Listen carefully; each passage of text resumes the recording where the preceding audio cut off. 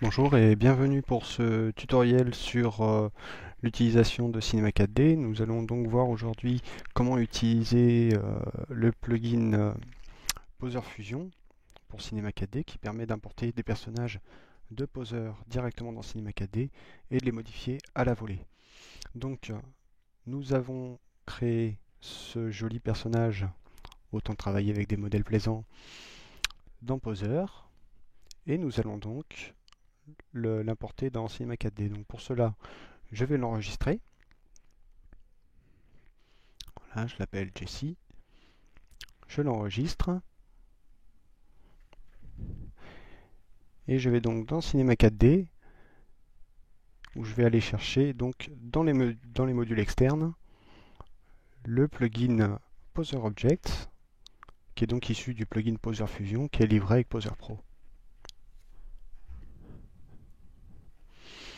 On me demande ici de choisir un fichier.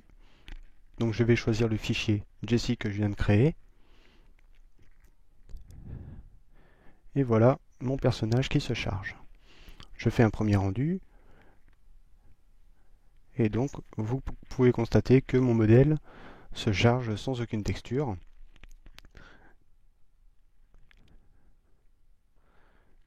Je vais donc indiquer ces textures au plugin. Je clique donc sur ce bouton Create Materials et donc vous pouvez voir dans mon gestionnaire de matériaux les matériaux qui se créent et qui sont directement appliqués à mon modèle.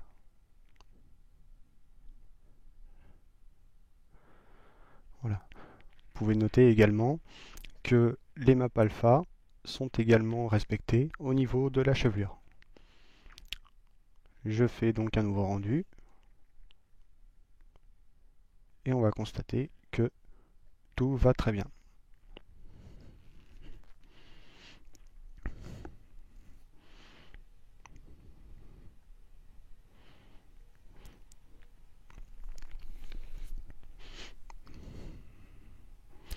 Alors ce qui fait la puissance de ce plugin, c'est que si je fais une modification dans Poser sur mon personnage original, par exemple ici une pause,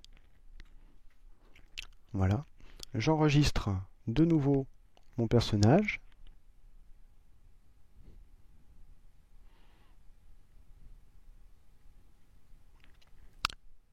et j'ai juste à retourner dans Cinema 4D pour le recharger. Donc je sélectionne mon objet Poser et je clique sur Reload.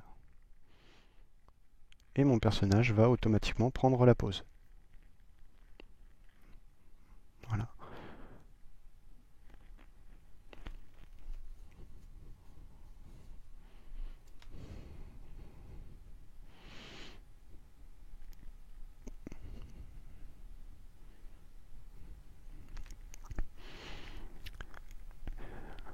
Bien, donc on voit que ça fonctionne avec des images fixes, mais on va voir que ça fonctionne également avec de l'animation.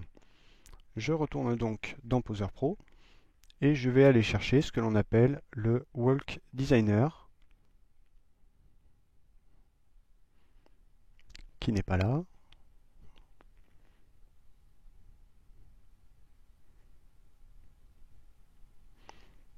Voilà, donc tout en bas, le Walk Designer, et je sélectionne un cycle de marche pour mon personnage.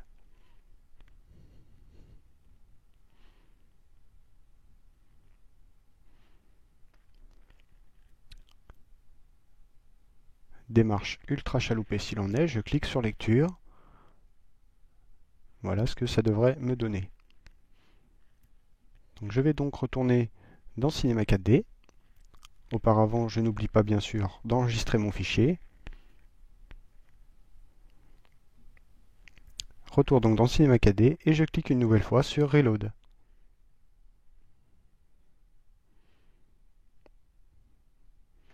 Voilà, mon personnage prend la pause. Et donc, si je clique sur lecture, la démarche est reproduite.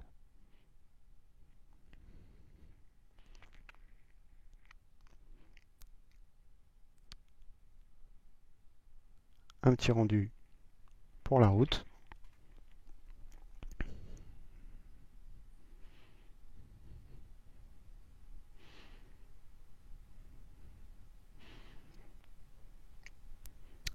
Et voilà. Merci à tous d'avoir suivi ce tuto et à très bientôt.